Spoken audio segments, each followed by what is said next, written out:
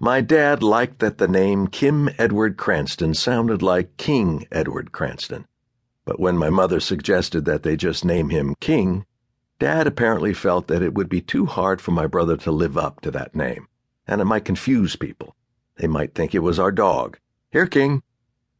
So Kim it was, and Kim it remained for about a dozen years.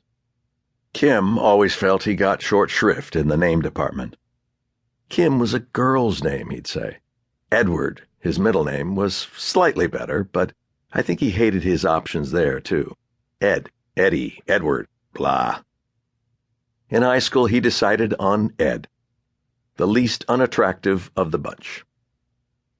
Ed joined the LAPD Explorers, a training ground for future police officers, after a career day at Canoga Park High.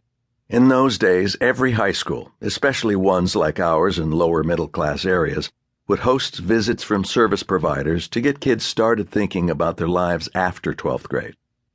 I'm not sure exactly what drew Ed to the program, but I knew what drew me. The first year my brother was in the Explorers, he took a trip to Hawaii. The following year, he went to Japan.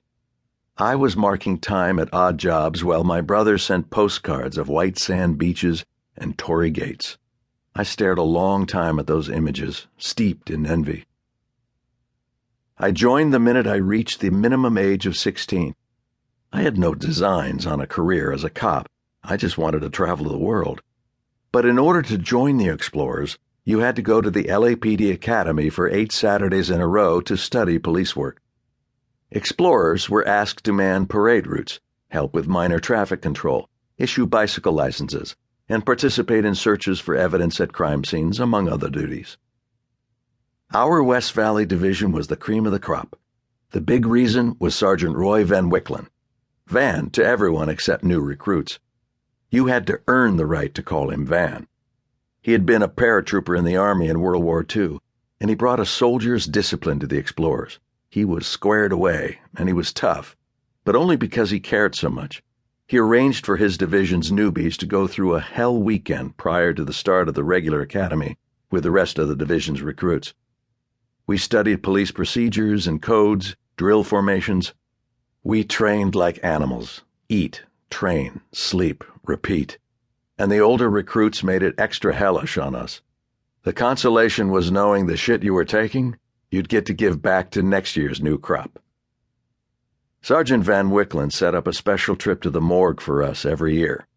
Special, my ass. So many guys came up with lame reasons why they couldn't make the trip.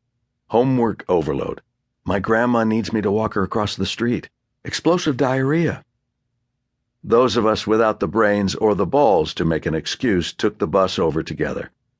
I looked around and saw all the guys smiling tightly. Every one of us felt deep dread, though none of us showed it. Wouldn't be manly. The smell of formaldehyde, like pickle juice and aftershave, made my eyes water. We walked by a long row of bodies draped in white sheets. They seemed like zombie spectators settled in along a parade route to watch terrified teenagers shuffle past. I caught sight of a man's bluish foot sticking out from beneath a sheet. Looking around, I realized that all the bodies had one foot uncovered, toe tag dangling, a way for the technicians to quickly locate the corpse they were looking for. Whatever these people had achieved in life, whatever they had seen or suffered, was reduced to a toe tag. That was the inevitable fact. In another room, 2 men wearing rubberized jumpsuits casually chatted as they worked. Music played from a tinny transistor radio. They barely registered our presence. One was tending a new arrival, a body in full rigor mortis, natural muscle stiffness that occurs shortly after death. We saw the technician snap the body's extremities. We'd learned this part of the process was called breaking rigor. They released the muscles, preparing the body for the next step. No explanation could change how savage it seemed. It was hard to accept that bodies didn't feel anymore. The other man was washing a female body with a sponge and soapy water. I was 16. The only thing I wanted in life was to see a naked woman. To my great misfortune, this was my first. Well, outside of Playboy magazine and accidentally. To keep listening to this audiobook, I've left you a link in the description so you can do it at no cost thanks to Audible's 30-day free trial.